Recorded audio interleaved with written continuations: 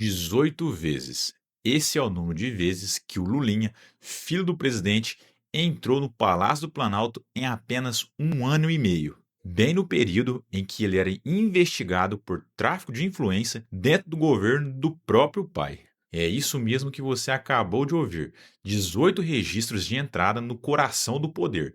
E o Palácio do Planalto se recusa a dizer aonde ele foi em cada uma dessas visitas. Mas fica comigo até o final desse vídeo, porque no meio das mensagens apreendidas pela Polícia Federal aparece uma expressão de apenas 3 palavras, e quando eu te contar quem escreveu e a quem os investigadores associaram essa expressão, você vai entender por que essas 18 visitas ao Palácio do Planalto passaram a chamar tanta atenção da Polícia Federal. Meu nome é Júlio Tavares, sou advogado e comentarista jurídico. E para acompanhar essa investigação que cerca a família do Lula por todos os lados, se inscreve no canal, deixa o like nesse vídeo e compartilha com um amigo seu. Agora, vamos aos fatos. O jornal O Globo conseguiu, através da Lei de Acesso a Informações, o registro de entrada do Lulinha no Palácio do Planalto entre junho de 2023 e janeiro de 2025. No total, foram 18 visitas. E quando a reportagem pediu para saber exatamente aonde ele ia dentro do Palácio do Planalto, em cada uma delas, simplesmente o Palácio do Planalto não informou, guardou segredo. A defesa do Lulinha, como sempre, disse que ele só foi visitar o pai e pergunta qual é o problema de um filho visitar o pai. Bom, óbvio, problema nenhum, se fosse só isso. Mas acontece que esse filho não é um filho qualquer.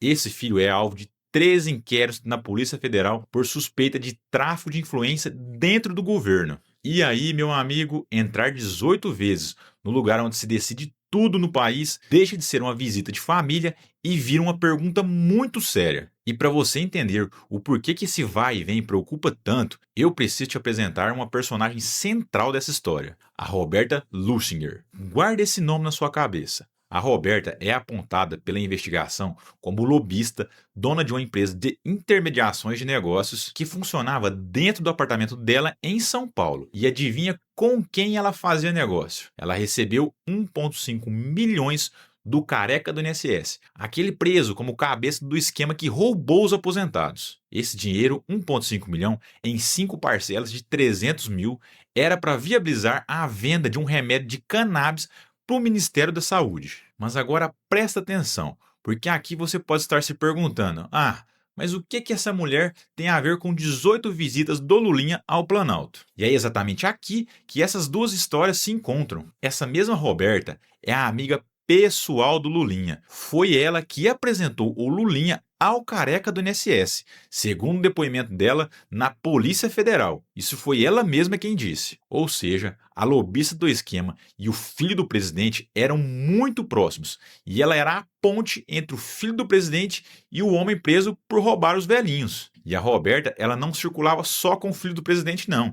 Ela visitou o Palácio do Planalto 8 vezes e bateu o ponto pelo menos 32 vezes em gabinetes de ministérios, principalmente saúde e desenvolvimento social. Gente, isso aqui é um absurdo. Uma lobista investigada por lavagem de dinheiro entrando e saindo dos ministérios como se fosse uma funcionária do local. E mais, o próprio ministro André Mendonça, ao autorizar a operação, escreveu que a atuação dela era essencial para ocultar o patrimônio e movimentar o dinheiro de todo o esquema. Traduzindo, gente, a Polícia Federal enxerga essa mulher como uma peça-chave na engrenagem que desviava o dinheiro dos aposentados. E ela era amiga íntima do filho do presidente, com um trânsito livre dentro do Planalto e dos ministérios. E tem mais: a Polícia Federal encontrou uma conversa entre os dois em que a Roberta diz para o Lulinha que eles trabalhavam em outro nível e que o futuro deles era a Suíça.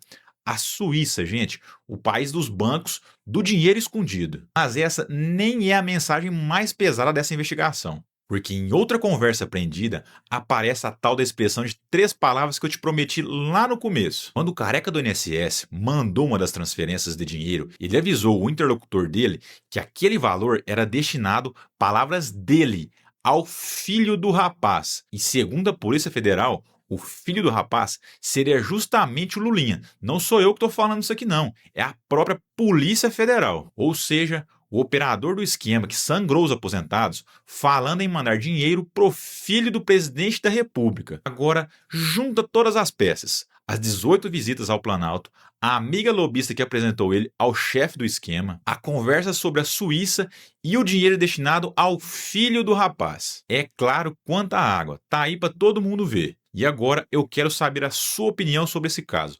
Essas 18 entradas no Palácio do Planalto são visitas normais de um filho ao pai? Ou você acha que a Polícia Federal precisa investigar exatamente com quem ele se encontrava lá dentro? Me responde aí nos comentários.